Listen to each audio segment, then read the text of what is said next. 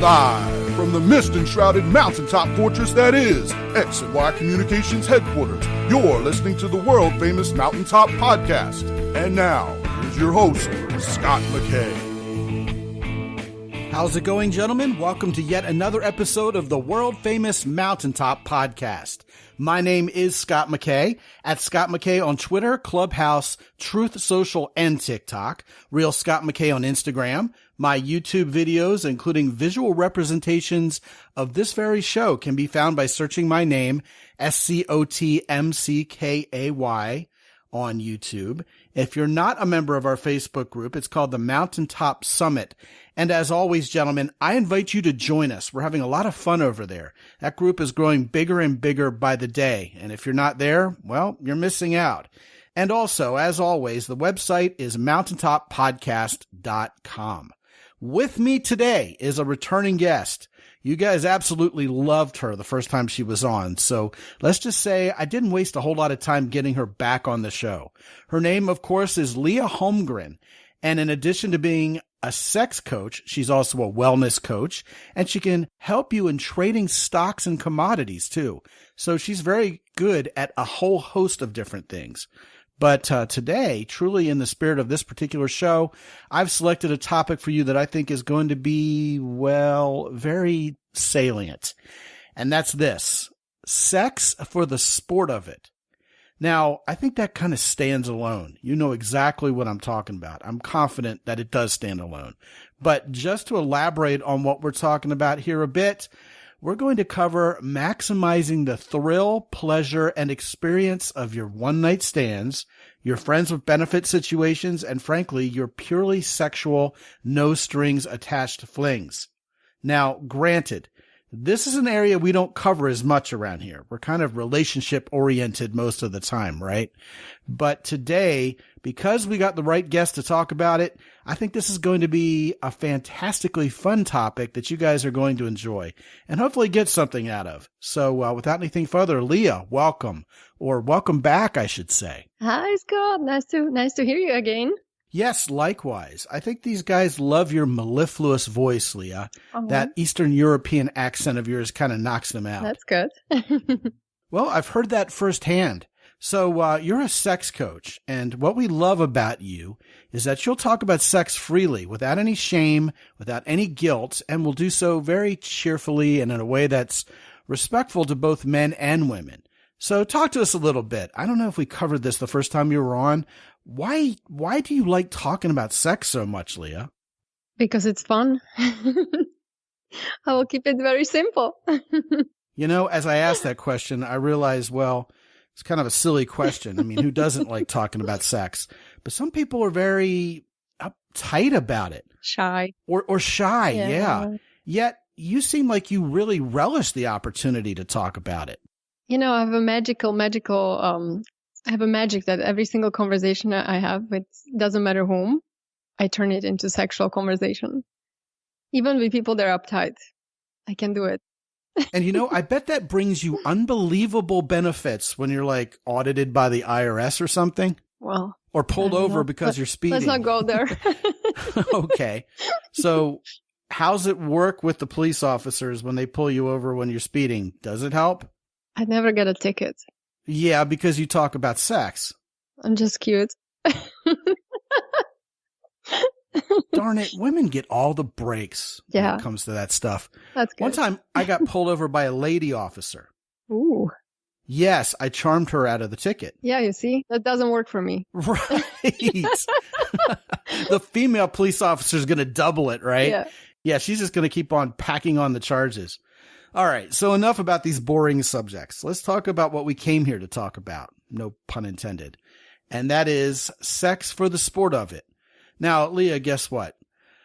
I'm going to kick off this conversation with 6 areas that I believe have to be mastered, or at least you have to be doing pretty well in order to really make sex for the sport of it just incredibly thrilling and hot and deeply satisfying.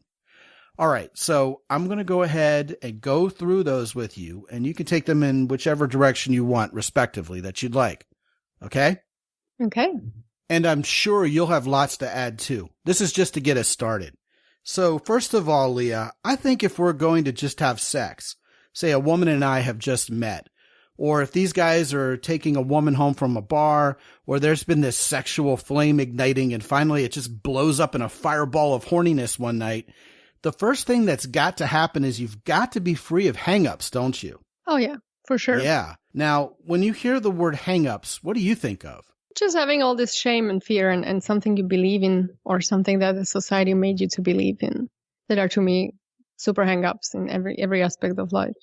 Well, give us some examples. Well, you just, like, for example, you say, oh, I have to wait, or it's not good if I do it right at the first time and the first date. All this crap, Or self-esteem suffers because I feel like I'm giving up sex too early. Yeah. Nice girls don't do this. Or I'm a church girl, and even though I left the church years ago, I still have this belief system somewhere in the back of my psyche that makes me feel like I'm bad for doing this. Those kind of hang-ups. Yes, exactly. All right. I mean, I would add to that simple, silly ones that aren't quite so deeply ingrained, like, oh my goodness, he's wearing a plain white t-shirt. That ruined it for me. I can't, I have this hang up where I can't be with a guy who just wears a plain white t-shirt or something like that. Or socks pulled in the middle of his leg. Right. Or something like that. Something like that. Yeah. Yeah. Right. Yeah. So you're going to have to kind of come into this thing open-minded. Absolutely. Again, as I often present as a disclaimer on virtually every one of these shows that are themed as such, anytime there's a sexual innuendo, I'm just not going to acknowledge it anymore because they're going to be aplenty on this particular episode. They're going to basically dominate the show if we let them. So anytime I say the word cum or something like that, I'm just going to gloss over it from now on. Cool? Cool. Yeah. All right. The second one is sexual confidence. Hey, you have to believe in your ability to satisfy a woman. She has to believe in her ability to satisfy a man. We have mad skills at sex, and we're really just going to share them right now. And also, I think body image comes into that. If I'm ashamed of how I look without clothes on, I don't think the sport of sex is going to be quite as entertaining, fun, and interesting, will it? Well, if you have these hang-ups and you believe in those things, then you're not going to be open for receiving. You're going to live more in your head than enjoying your body. That's never good. Right. You're onto something there. Yeah. Absolutely. These are still kind of hang-ups, aren't they? Yeah. It's kind of a subheading. So if I think I don't look sexy or attractive naked, then maybe I might have a hang-up about that. And that causes me to be, as you said, well, kind of withdrawn. Yeah. Not very outgoing, in my head about all this. Oh, and if I don't have a whole lot of a sexual experience or I don't have a whole lot of confidence in my skills, then I'm going to be even more worried about this than open to it and excited about it. Absolutely. And then it's just all about the self-esteem, If you're hanging up too much on those beliefs and studying your body image and your clothing and everything around, you won't be able to enjoy because you will be scared. Yeah. Yeah, being worried and concerned about this instead of excited and anticipating something fantastic is about to happen, well, that would really kill the mojo, wouldn't it? You know what I mean? Absolutely. For sure. Yeah. The next one seems kind of obvious. You're into each other. I mean, this isn't sexual activity that either one of you are entering into because you feel forced, coerced, or because you feel sort of sorry for this person and they're kind of whining they haven't been laid in a while. Oh man, all those are awful reasons to engage in sex simply for the sport of it, right? Absolutely. I mean, that makes me laugh. That you're feeling sorry about someone. That's why you are having sex. That's what women would do oftentimes. Oh, I know, which is scary to men. Feel bad about someone and just have sex. Sympathy sex? I mean, what's up with that? It's really just tragic. Crazy. I mean, it sounds almost psychologically deranged. Mm-hmm. Why would anybody do that? Yet I know that comes around again to self-esteem. I mean, if I feel like I'm sexually cheap or I'm not worth much, then maybe I feel like I need to settle for whatever I can get. Or this person said they want to have sex with me, and who am I to say no? I know a lot of times, and this will probably make guys shake their head in disbelief, but a lot of women just don't know how to say no. And then they let themselves get coerced when they weren't standing up for themselves. And that's not ever going to make for fun, exciting, enriched sex, is it? No, it's not, and it's going to create trauma then, because then they come back and say, oh, I didn't want to really do it. Why did I do it? And then they feel like they stepped across their boundary, and it just creates this negative feeling. And then second time it will be much worse, or they're going to close up and not want to have sex altogether with strangers or someone they just met until they really are dating. Someone who they've been just building the sexual tension around, like a coworker, someone in their social circle for months and months and months. And finally it explodes. To me, that's just the best variety of what we're talking about. Absolutely. Yeah. Yeah, I know. I've never been into just taking women home from a bar. That just seems like just never. A lot of people do it. Thing. I mean, it happens, but again, I mean, it's like, I don't think that sex is so great. I think the anticipation it should be there, but. Well, it's certainly better when it's there. Yeah. Right. I agree. But you're on something great there, what you said, that women don't know how to say no, and it's true. They just aren't. It's just very sad, because oftentimes they would just say no in a way that it's very confusing to men. So I always teach women and also men, to be very direct. Like men, on the other hand, I feel like a lot of men are conflict avoidant. So they don't want to really get into disagreements. So they don't say no as well. Like that's very common for men. And I think we should be proud of saying no if we feel like it. If we feel it, we don't want to do something, and that's it. For men and women. Yeah, what comes to mind here is the idea of what's called enthusiastic consent. It falls under this heading of being into each other. So if we really want this, we should both want this. We should enthusiastically want this. And we should say so, because what happens is, if a guy has kind of this wishy-washy consent from a woman, if he hasn't had sex for a while, or he's kind of desperate, or he'll frankly screw anything with a skirt on or that walks or can fog a mirror, well, then he's not going to push that envelope. Mm-hmm. He'll hear any kind of yes and act on it. Meanwhile, the woman may feel like, well, I got sort of coerced into this, or I really didn't know how to say no. And then after the fact, when everybody's gotten off, blown their load, and aren't horny anymore, someone's upset, or someone's hurt, or someone's resentful. And then that's when the accusations come up. Yeah. And then there's the idea of a man or a woman being able to revoke consent after the fact. And all those things scare guys away from, well, frankly, ever doing something like what we're talking about here to begin with, let alone doing it again. And it's really just tragic. So this idea of being into each other is something we shouldn't take for granted in real time. And certainly something we should underscore in the context of a show like this, Yeah, I think honestly for guys, the good advice is, if the woman doesn't give you enthusiastic yes, I would just rain check. Because if you get this, like, as you said, lame answer, like maybe, oh yeah, or, if there is no hell yes, then the sex is not going to be as great because she's not sure about it. She's most likely doing the sympathy fucking, as you said. Oh boy. And how's that for a term? Yeah, I love it now. I love your term. And I think that's, maybe the sex should be avoided altogether. Maybe hey, I didn't make up that term. You made up that term. Maybe the reply should be, I feel like maybe we do it another time, Or how about this? Maybe you haven't seduced her effectively enough.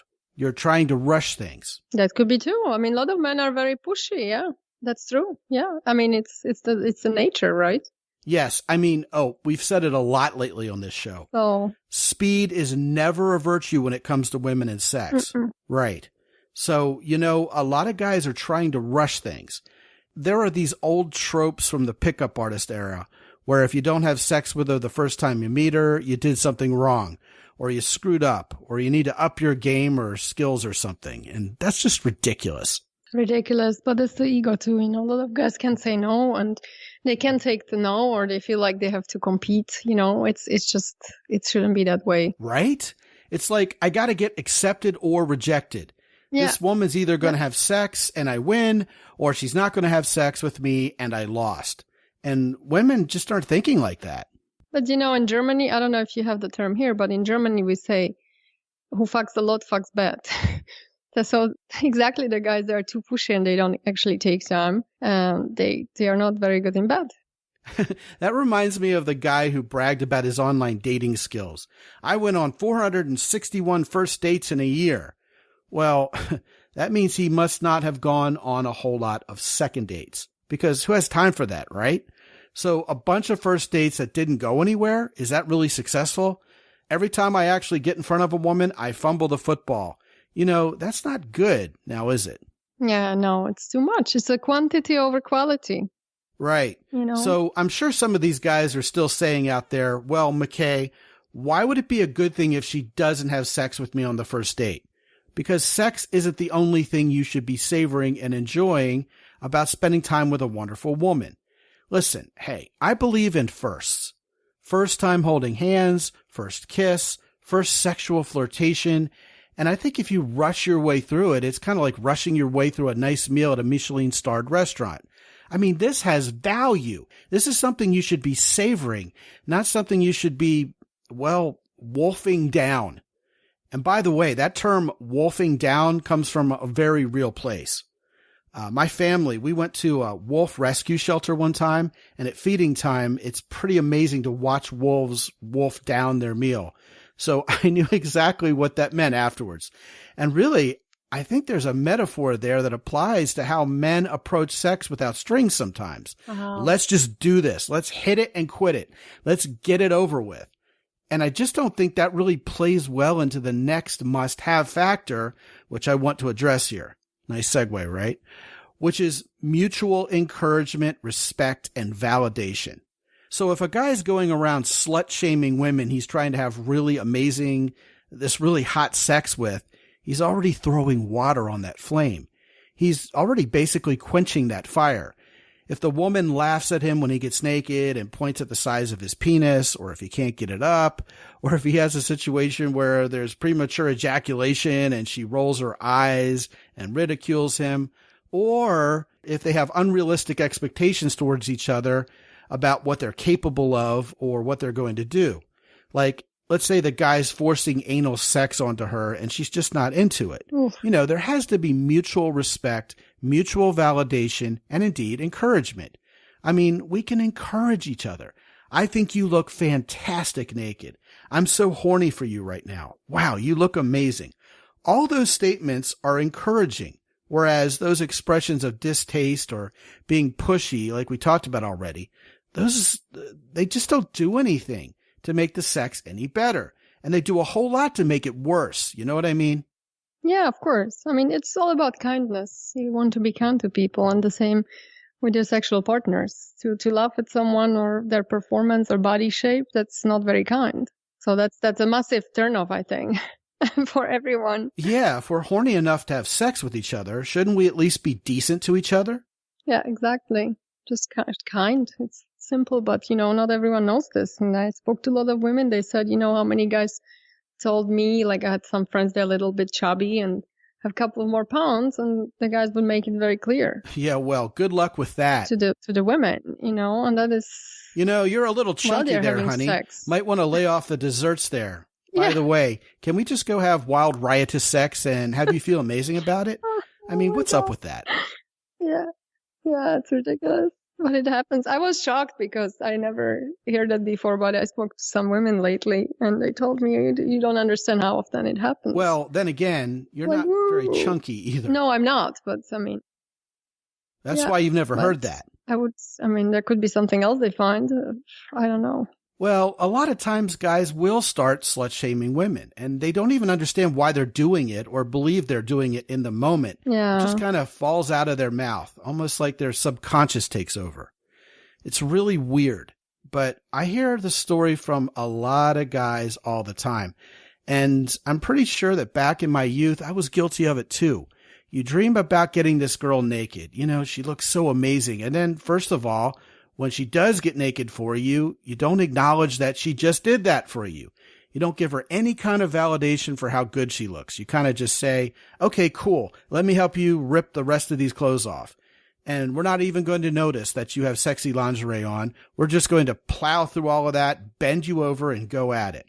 And the woman's like, I don't really feel like I've been appreciated here. Yeah, that's important for women too. We want to feel appreciated, and we want to feel like we are making the man to desire us. And if we don't feel the desire and we just feel like another number, then it's just not so much fun for us.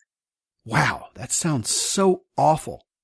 I mean, coming from a woman, being spoken with a female voice especially, what you're saying just feels horrible. I mean, even as a guy hearing it, having you voice those words just seems so unbelievably bad. So what happens is guys are so horny and they let the small head think for the big head, obviously. And they just want some of that so badly that they forget there's a human being there, right? Yeah. Not just a sexual opportunity. And I'm sure there are men in this audience who cringed when you said you have to be kind, because to them, that sounds a lot like being nice. And there's a whole faction of men out there who are all about stoicism and being rough and tumble, and they go around saying women don't want kind men. And of course, that's 100% dead wrong. You can be masculine. You can be 100% masculine. You can be a leader, a provider, and a protector. You can even be a little bit rough around the edges, but you can still be kind to people all the while. I think that makes man even more masculine if he actually has his emotions in control and he's kind and he behaves well. I find it extremely masculine. Right. Well, by behaves well, you mean behave effectively. Effectively, yeah. I mean, women like bad boys in the bedroom, Yeah. but that has a different connotation, right? But ultimately, if a guy is not treating a woman as a human sexual being who has needs in this situation and who has wants, then there's zero chance she'll feel respected. So she'll therefore not feel comfortable. Bad sex is going to result from that every time.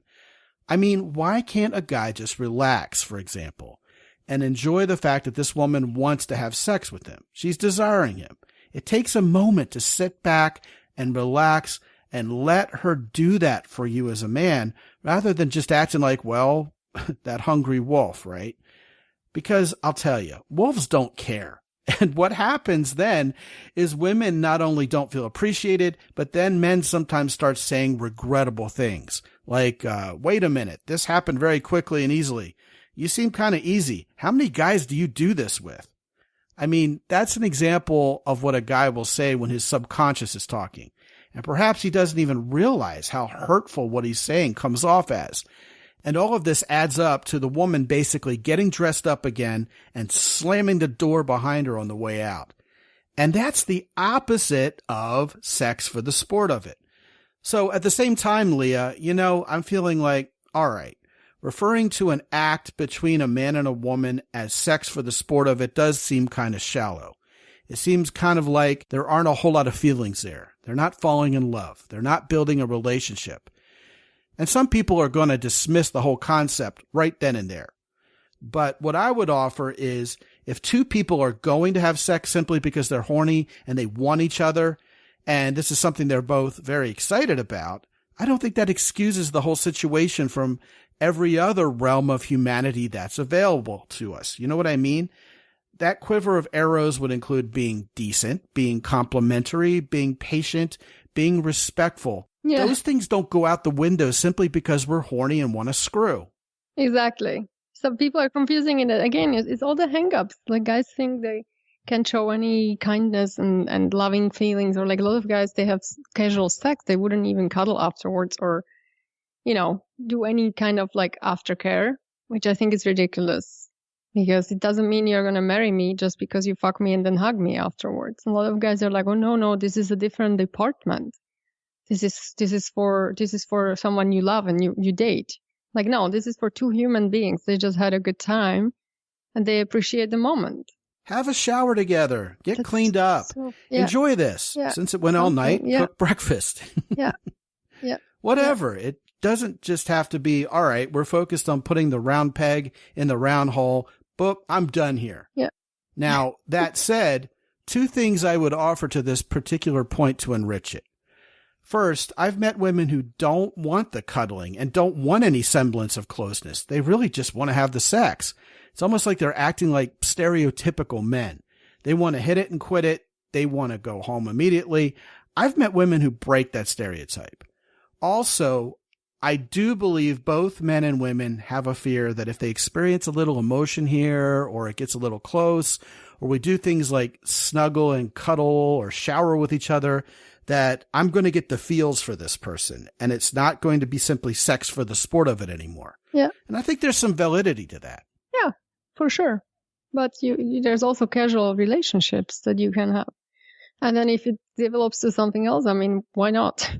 If you're having a good time, that's all what matters. So I don't understand why people make such a big deal out of this. Well, I can understand why people would make a big deal out of it, especially if they're not in a position to have a long-term relationship, or there are valid reasons why this should not turn into a long-term relationship. Yeah. Among the obvious ones there are, I'm on a business trip 2,000 miles away, and I happen to have met you, and we're hot for each other. Oh, well, but then you can't have casual relationship because you're probably there for a couple of nights and you go back. I'm more talking about like you're in the same town, you have casual sex 4 or 5 times, and then you realize you like someone. I mean, it's fine if you have a good time. Well, here's another example. Obviously, the distance was one of them. But if you know you're no darn good for each other long term, well, then it's good to communicate. Yeah. Fundamental incompatibility. And that's the problem. I mean, you can't tell your heart what to do, but I feel like we could at least be rational with ourselves and say, okay, when this person is not for me for long term, and I don't know, some people are able to control the feeling a little bit. Some people are not. So it depends. You need to know yourself, I guess. Well, for sure. But even then, I'm not sure that's always reliable. Yeah. And now we're traipsing into another whole topic here, but I think it's important to talk about it. I mean, there were 2 movies about this that came out almost at the exact same time called No Strings Attached and Friends with Benefits. And the plot complication in both of those movies was feelings. Yeah. Because I think most people can relate to that. This starts off as a horny fling. And then the next thing you know, I've got a girlfriend. I've got a boyfriend. I mean, it's something that, I don't know. It's kind of like you have to wear a condom to make sure you don't get STDs or make a baby. Yeah. And any kind of sex isn't without risk. It's a risk reward situation to go have sex. So one of those risk reward scenarios is, all right, I'm really horny for this person, but what if I fall in love with this person? So yeah, I guess you just have to kind of deal with it. You have to deal with it. Exactly. And you can, adjust as you go. You can also say, let's see each other less. If you are falling in love with someone, it's not a good match for you. You need to just be strong to not see this person as often. And that's the worst part of dating casually, that you have to actually say no to someone you are having a good time with, because, in the long term is not good for you. That's really difficult. I would go so far as to say, if this other person is falling in love with you, you just need to cut it off. I mean, not just see them less, but that's just going to be torture to them. Yeah, this was supposed to be a no strings attached relationship, and someone's falling for you. It has to stop. Yeah.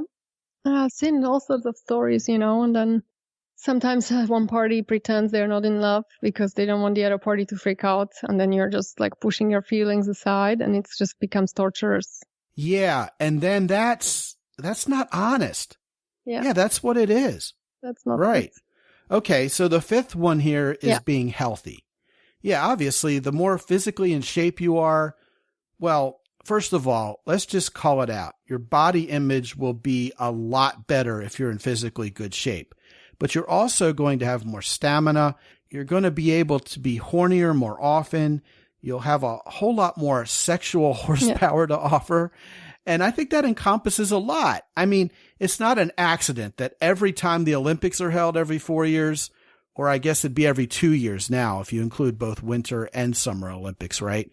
It's widely publicized, or at least it's widely known and chuckled about, that the Olympic villages are just stocked to the rim with condoms because these are a bunch of young, healthy athletes who really are horny and want to have sex, and they're going to do it.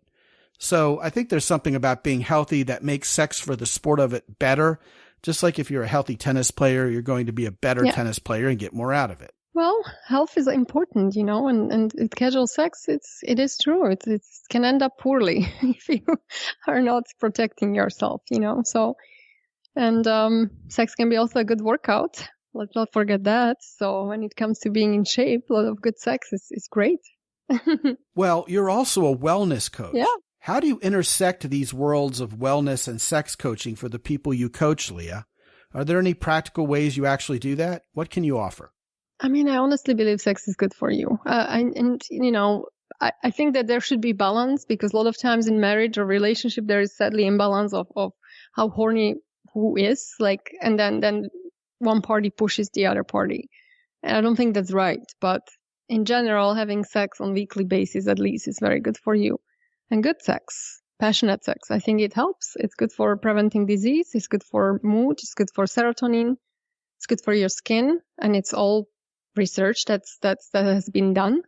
So just technically and physically, sex is good for you. If you're protecting yourself, you don't have a steady partner, just protect yourself with condoms. It's easy.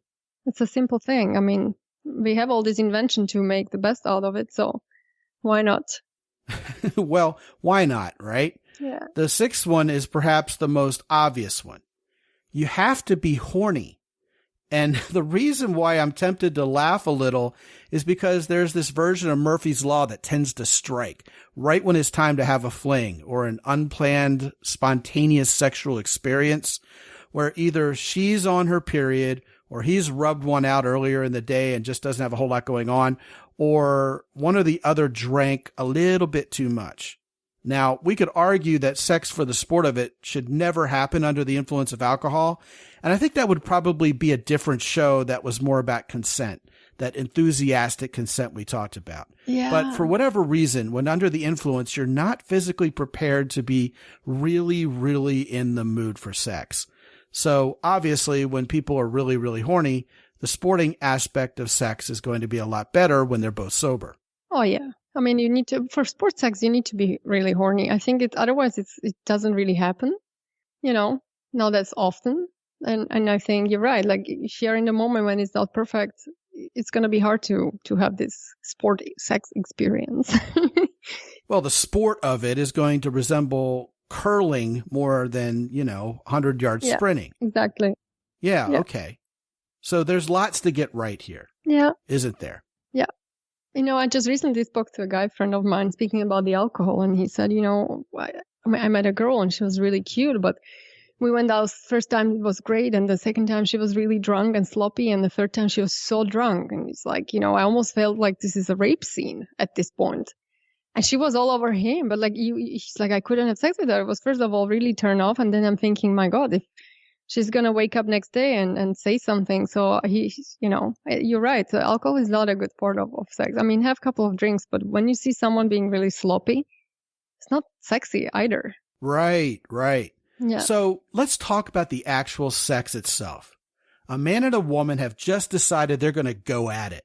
They're horny. They want this. Boom. Let's do this thing.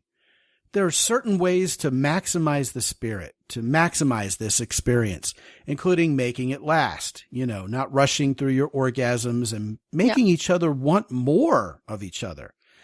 I think that's always a really good frame of mind to go into there. How can I make this person want more sex with me? Even if it's a one-night stand, it should be something we're glad we did. Well, let's just leave it at that. Different concepts that just enhance the sexual experience, especially when it's visceral and it's really horny and it's new, are naughtiness and taboo. We shouldn't be doing this. Yeah. Not for any legal reason, but we're just being bad. We're being a bad boy and being a bad girl. But that naughtiness concept, we shouldn't be doing this, just makes anything hornier. Also, role playing. Is it too early for that the first time you have sex? No, bro. I think that's the first time you should try everything you possibly want, because you barely know the person. It's much easier to do it actually with someone you just met and be really naughty than when you are dating someone for a while, because then you have again the hangups. And like this, you don't know the person well, and you're like, okay, well, if something goes wrong, I at least experienced. Hey, you haven't had time yet to offend each other. Yeah, exactly. So. How about that? Yeah, exactly. Other things I put down here, just a smattering of keywords: flirting, anticipation, foreplay, dirty talk. One of them you mentioned before we hit record on the actual show was fantasies. Fantasies, yeah. You can't be shy. You're going to have to get over your shyness if you really want to make this hot. So what are your tips here? Well, again, like get rid of your hangups and just live in the moment. As I say, like whatever happened yesterday is not important. What's going to be tomorrow doesn't matter. And you're in that moment, which is a gift. So you need to make the best out of it. And the fantasy, just like communicate, ask like what turns you on. And if they tell you, you can create a little story while you're having sex and talk about it. I think that's really cool. And it's not as complicated as it sounds. I don't think it has to be a mojo killer to talk to each other, even in the heat of the moment, about what you like done to you and done to each other. Yeah, exactly. Or like, oh, have you seen some hot guy in the gym? Would you like to threesome with him? Or the same, you can, as a woman, you can ask, You know, even if it never happens, it doesn't mean it's going to ever happen, but it's a turn on for many people. Now you're moving into the threesome idea. Oh, just slightly. Yeah, I know you'd like to talk about that. I'm thinking that should be a whole show. We should invite you back and talk about threesomes and more. That would be cool. Yeah, it's my favorite topic. Oh, really? Okay, well, then we'll definitely do that. I do believe if you're having a casual sexual relationship with someone, then it is a natural segue to talk about inviting someone else into that circle. And again, like I said, we'll talk about that on a separate show. But I do want to acknowledge that's definitely a factor that can spice things up here. Flirting. You're still going to be talking to her like a woman. She's still going to be talking to you like you're a man. You acknowledge each other's masculinity and femininity. You know, she may be talking to you. She may talk in this cute little voice. I think it's important for men not to mimic the femininity and still talk like a man, even as they acknowledge her femininity and how beautiful she is, how sexy she is. I would say part of the communication that's really hot is to tell her when she does something you like, because I know women will do something more when they know it turns you on. Like, for example, if you're having sex missionary style with her and she just bites her lip when she's really enjoying it, and that just turns you on to no end, you know, tell her you love it when she does that, and you'll get more of it out of her, right? Yeah. I mean, compliments are great. You need to do compliments all the time. I mean, not too much so you don't sound too cheesy, but it's just very nice to tell people what you like. We can complain so easily about everything, but we are not giving the positive message out, you know. So people complain all day long. Why wouldn't we also say what is nice, what we like, what turns us on? And of course, I think you want to start off slow, get all nice and lubricated. But if we're talking about sex for the sport of it, like you've already alluded to, we need to work up a sweat. We need to get physical here. And I think most women who are in good shape physically and very sexually confident like most sexual positions. They like sexual positions where they can show off, like cowgirl. And I believe we should love every minute of it. We should encourage a woman during every moment of sex for the sport of it. I've said it on the show and I'll say it again. Men, we feel most vulnerable when we're asking a woman out, like she might reject us. Of course, we all know that. And a woman often feels most vulnerable the first time she gets naked with you because she wants you to like what you see. Yeah. And so many men don't even touch her. They don't run their fingers over that magnificent body. If you're going to have sex missionary style, I mean, hook under her leg and scoop her up under the shoulder and get every bit of what you came for there. Kiss her while you're inside of her. I know that's really, really hot to women. All of these things that make a sexual experience more active, dare I say more complex in the best way possible, the more sensory receptors being stimulated, the better. You know, eye contact, looking at her like you're hungry and want her, and then kind of ramping this up until you're just pounding each other's brains out. Most women who are sexual athletes and who really just love good, hard screwing are all about this. Most women also like having their hair pulled. Most women like being spanked too, even if it's lightly so it doesn't really hurt that much. I mean, some women will want you to just whack them on the butt. I think you ask first, always. Again, you talk about this stuff. But I think it's reasonable to expect she will want that. Not that she'll look at you shamefully if you bring it up. But you know what? I think all this comes with sexual experience, this kind of field sense I'm talking about. I mean, you know, grabbing her feet. I love when women kind of step on you when they're having sex. I just think that's really hot.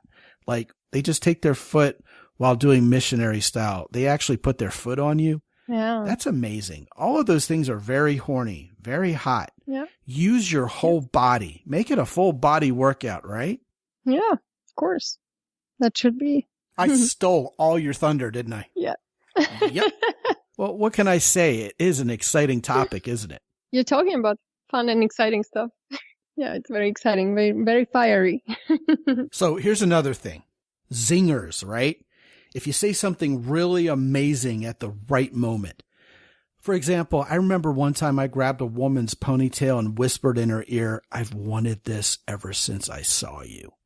And I think she orgasmed on the spot. You know, that's just really horny. That's like letting this secret out that you were admiring her and wanting her even before she knew it.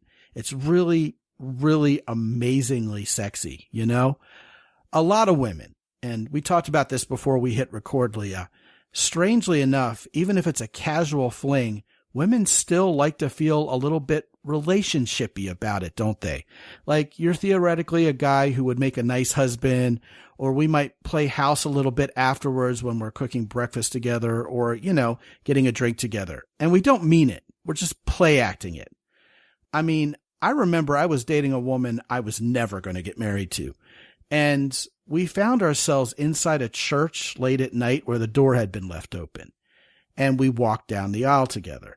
At the end, she said, "Do you, sir, take this woman to be your lawful wedded wife?" And I looked at her and I said, "Absolutely not." And we both just died laughing.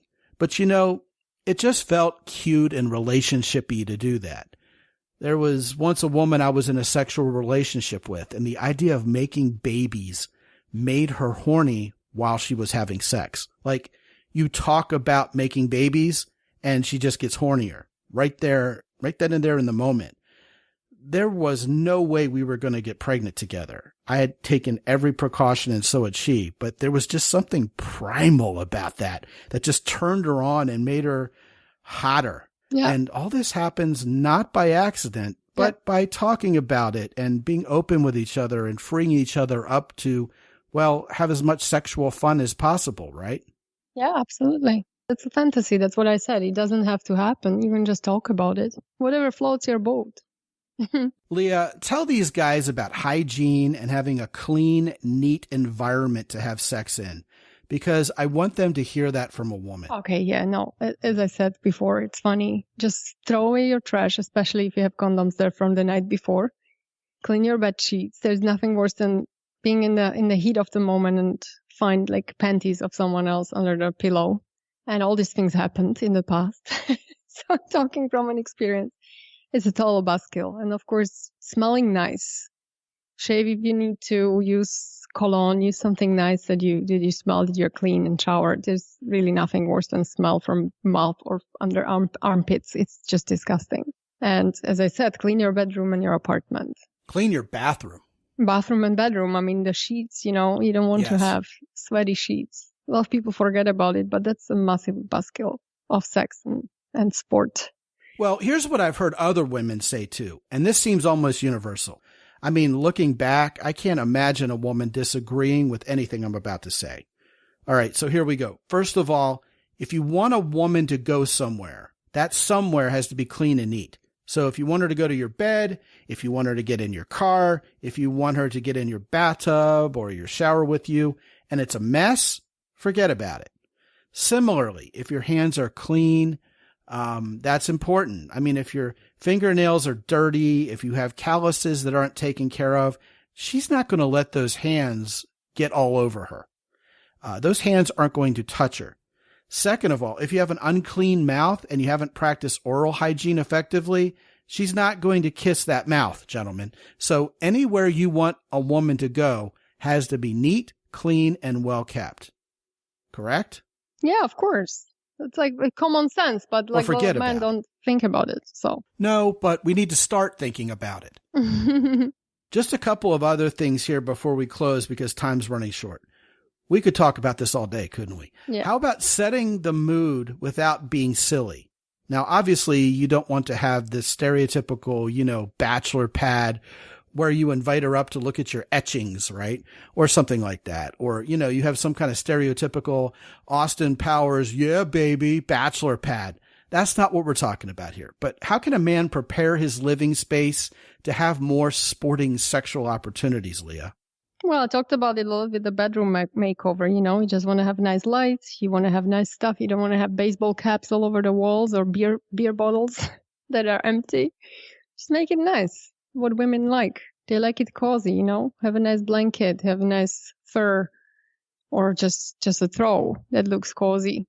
Women like that. They like visuals. They like the experience more than the actual act. Like they like the experience of all the senses more than just the actual sex. That's what I was trying to say. Wait, what? They like what they're experiencing, the ambient stuff, more than the actual sex? No, but it's very important, It's a big part of it. It's a huge part of it. If you just have like women don't have sex just for the sake of the sex.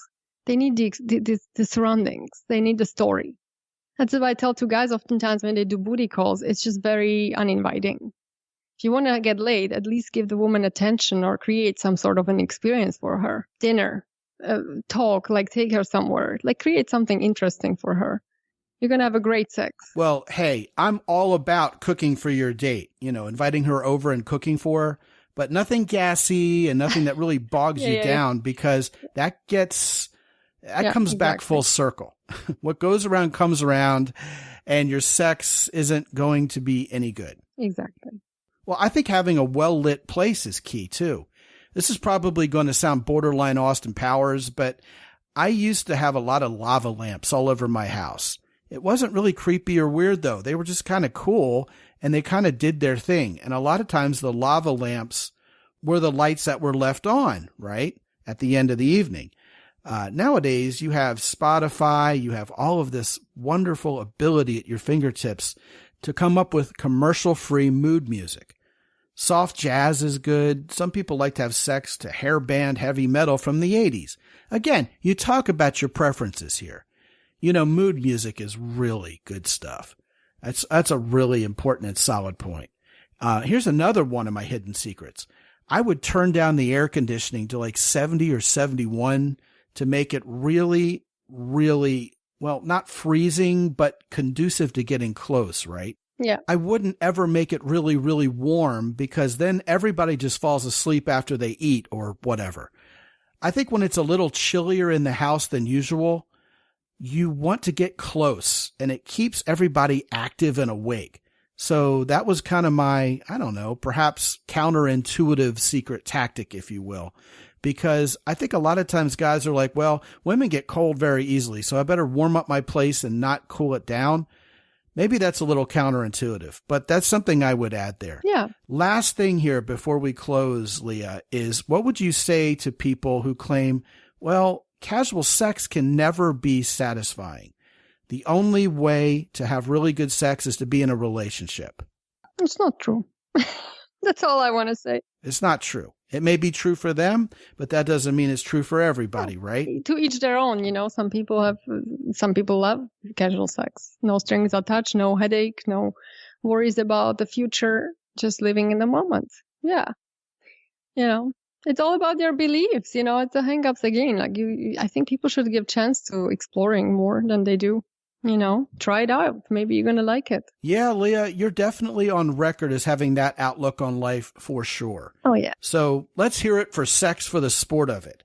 And guys, after this show, you should feel well equipped to go out and participate in this uniquely interesting and horniest of sports if you so choose.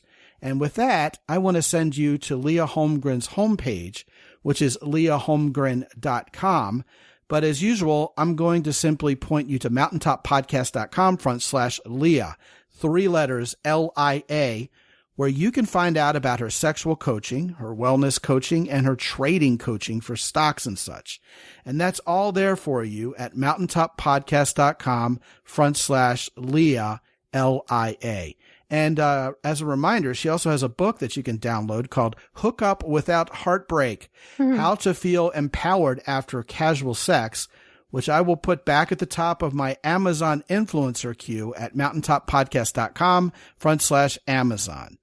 Lia, thank you so much for coming back. It's always a pleasure to talk to you, literally and figuratively. Oh, thank you so much, Scott. It was really fun to talk to you. Thanks for having me again. Right on, right on. And we'll have you back to talk about threesomes and moresomes also, as promised. Oh, yeah, that's a fun one. All right, guys, head on over to mountaintoppodcast.com. And if you have not signed up to talk to me for free for 25 minutes yet, absolutely get off the fence and just do it. Go ahead and sign up at mountaintoppodcast.com. September is here, gentlemen. Fall is upon us and everyone is getting back into the swing of things. And when we talk, I'll offer you results on the spot, something that you can put into action right away to get better with women, even the same day we talk. And if putting together a coaching program like a 10+ program or laser coaching is right for you, we can talk about that as well. I can give you all the details. Sign up by going to mountaintoppodcast.com and clicking on the red button in the upper right-hand corner. Also, while you're there, give some love to our sponsors, which are, as always, Jocko Willink's company, Origin in Maine, Keyport, and Hero Soap. Use the coupon code MOUNTAIN10 with any of our fine sponsors to get an additional 10% off at checkout. You can click on the buttons that are found at mountaintoppodcast.com to get in touch with and shop with any of our good sponsors. And until I talk to you again real soon, this is Scott McKay from X&Y Communications in San Antonio, Texas. Be good out there.